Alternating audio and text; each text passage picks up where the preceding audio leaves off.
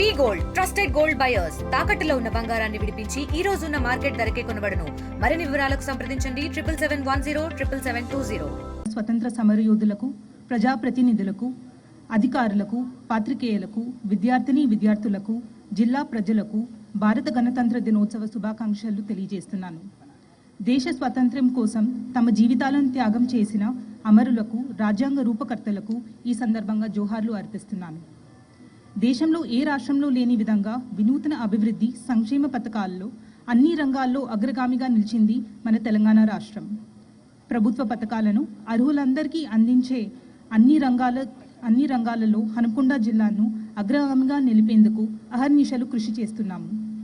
రాష్ట్ర ప్రభుత్వ అభివృద్ధి, సంక్షేమ రంగాల్లో మన జిల్లా పురోగతిని ఈ సందర్భంగా మీకు తెలియజేయటం నా కర్తవ్యంగా భావిస్తున్నాను. ఇందిరమ్మ ఆత్మీయ భరోసా. ప్రజాపాలనలో భాగంగా రాష్ట్ర ప్రభుత్వం ప్రతిష్టాత్మకంగా భూమి లేని వ్యవసాయ కూలీల కుటుంబాలకి సంవత్సరానికి 12,000 రూపాయలు ఇవ్వడానికి ఇందిరమ్మ ఆత్మీయ భరోసా పథకాన్ని అమలు చేస్తుంది. 2023-24 ఆర్థిక సంవత్సరంలో కనీసం 20 రోజులు పనిచేసిన దాదాపు 10,000 కుటుంబాలకి ఇందిరమ్మ ఆత్మీయ భరోసా పథకం కింద లబ్ధి అందచేయబోతున్నాము. రైతు భరోసా. వ్యవసాయ అభివృద్ధి మరియు రైతు సంక్షేమమే మొదటి ప్రాధాన్యత గుర్తించి అందులో భాగంగా రైతు భరోసా పంట పెట్టుబడి సహాయంగా ప్రతి సంవత్సరం ఎకరాకు 12,000 వేలకు పెంచడం తెలంగాణ ప్రభుత్వం చేసింది. వ్యవసాయ యోగ్యమైన అన్ని భూములకు రైతు భరోసా సహాయాన్ని ప్రభుత్వం ఈ రోజు నుంచి అందించేందుకు నిర్ణయం తీసుకోవడం జరిగింది. కొత్త రేషన్ కార్డులు. అర్హులైన నిరుపేదలందరికీ కొత్త రేషన్ కార్డుల పంపిణీ ఏర్పాటు పూర్తి చేశాము. ప్రతి ఒక్కరికి నెలకు 6 కిలోల చొప్పున కుటుంబంలోని సభ్యులందరికీ ఉచితంగా బియ్యం అందించడం జరుగుతుంది. మన జిల్లాలో 32,000 నూతన రేషన్ కార్డుల దరఖాస్తులు గ్రామ సభల్లో స్వీకారం చుట్టడం జరిగింది. ఇంద్రమ్మ ఇల్లు. పేద పడుగు బలహీన వర్గాల స్వంత ఇంటి కల నెరవేర్చేందుకు ఇంద్రమ్మ ఇల్లు పేరుట గృహ నిర్మాణ పథకానికి రాష్ట్ర ప్రభుత్వం శ్రీకారం చుట్టింది. ఈ పథకం ద్వారా ప్రతి నియోజకవర్గంలో కనీసం 3,500 ఇండ్లు చొప్పున నిర్మాణానికి లక్ష్యంగా పెట్టుకున్నాము. స్వీకరించిన ఇంద్రమ్మ ఇల్లు దరఖాస్తులు పారదర్శకంగా పరిశీలించి ప్రభుత్వ ఆదేశానుసారంగా తగు చర్యలు తీసుకుంటాము. ఈ 4 పథకాలను ఈరోజు మండలానికి ఒక గ్రామ పంచాయత్లో ప్రారంభించుకోవటం జరుగుతున్నది. అర్హులైన ప్రతి ఒక్కరికి పథకాలు అందజేస్తామని తెలియజేస్తున్నాను. Development authority. వరంగల్ నగరానికి 1971 సంవత్సరంలో మొదటిసారి మాస్టర్ ప్లాన్ రూపొందించారు. 50 సంవత్సరాలు సుదీర్ఘ కాలం తర్వాత కుడాచే నూతన మాస్టర్ ప్లాన్ 2041 రూపొందించడం జరిగింది.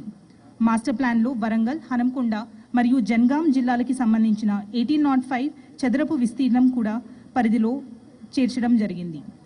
నవంబర్ 2024న ₹95 crores నిర్మాణం పూర్తి చేసుకుని కాళోజీ కళాక్షేత్రం గౌరవ రాష్ట్ర ముఖ్యమంత్రి వర్యులు శ్రీ అనుమల్ రేవంత్ రెడ్డి గారిచే ప్రారంభించడం జరిగింది.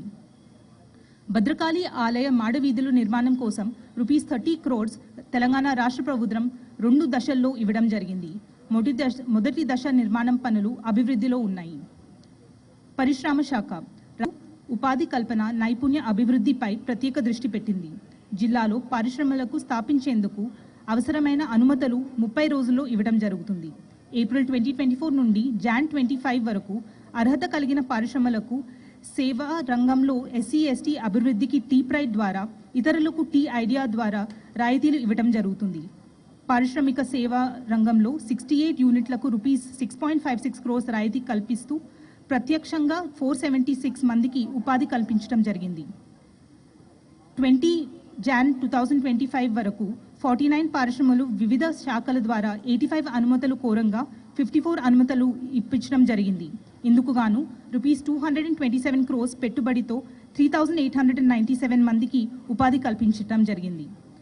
పర్యాటక శాఖ జిల్లాలో భీమదేవరపల్లి మండల్లో వంగరా గ్రామంలోని ₹11 crores మాజీ ప్రధానమంత్రి గారు స్వర్గీయ PV నరసింహారావు విజ్ఞాన వేదిక అభివృద్ధి పనులు చివరి దశలో ఉన్నాయి.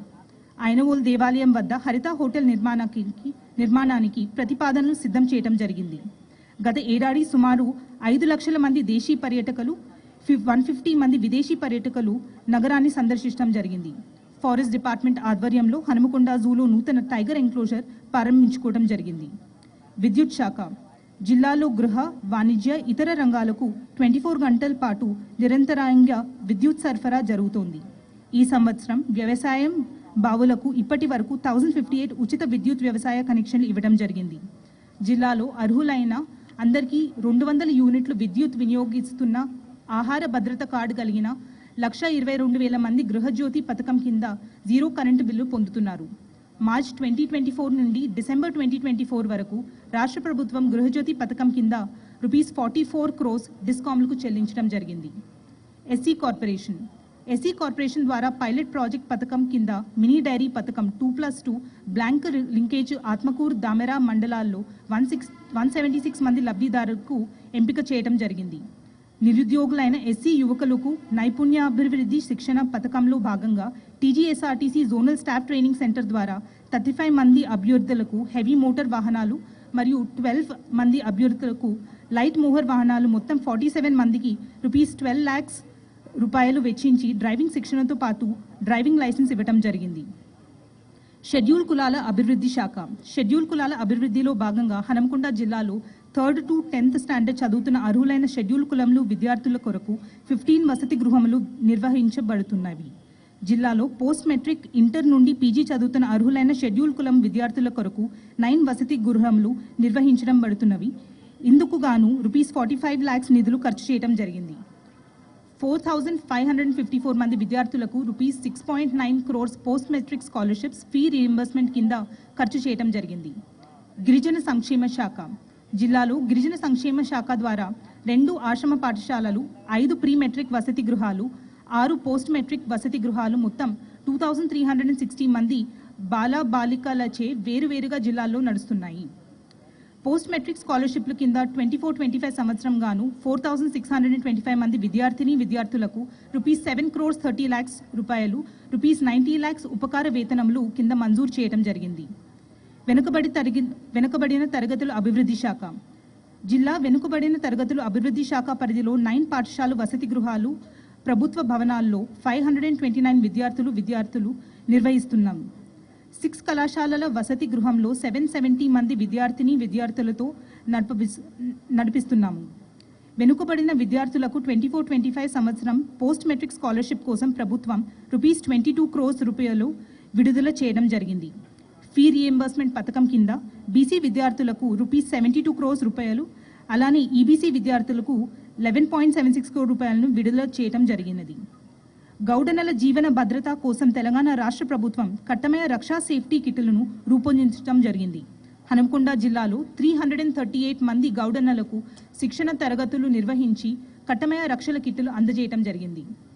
మైనారిటీ సంక్షేమ శాఖ 24-25 ఆర్థిక సంవత్సరంలో గాను ఎంటీఎఫ్ కింద ₹1.91 crores, అలానే ఆర్టీఎఫ్ కింద ₹8.5 crores 4,101 మంది విద్యార్థులకు అందించబడినవి.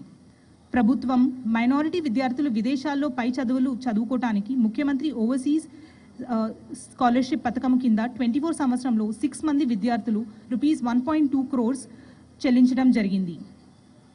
స్త్రీ, శిశు, దివ్యాంగులు మరియు వయోవృద్ధుల సంక్షేమ శాఖ జిల్లాలో 78 అంగన్వాడీ కేంద్రాల్లో 3 సంవత్సరాల పిల్లలు 20,281 మంది, 6 సంవత్సరాల పిల్లలు 7,937 మంది, గర్భిణీలు 3,690 మంది, బాలింతలు 4,092 మంది పోషణాహారం అందిస్తున్నాము. ₹80 lakhs 160 అంగన్వాడీస్లో మైనర్ రిపేర్స్, ఎలక్ట్రిఫికేషన్ మరియు చైల్డ్ ఫ్రెండ్లీ టాయిలెట్స్, పెయింటింగ్ పనులు ఆల్మోస్ట్ పురోగతిలో ఉన్నాయి. పంచాయతీరాజ్ శాఖ సిఆర్ఆర్ నిధులతో 96.83 కిలోమీటర్స్ 50 బీటీ రోడ్లకు ₹88 crores కేటాయించడం జరిగింది. ఎంఆర్ఆర్ నిధులతో 180 కిలోమీటర్స్ 70 రోడ్లు మరమ్మతులకు ₹62 crores ఇవ్వడం జరిగింది. అందులో ఇప్పటి వరకు 11 crores ఖర్చు చేసి 43.58 కిలోమీటర్స్ పనులు పూర్తి చేయడం జరిగింది.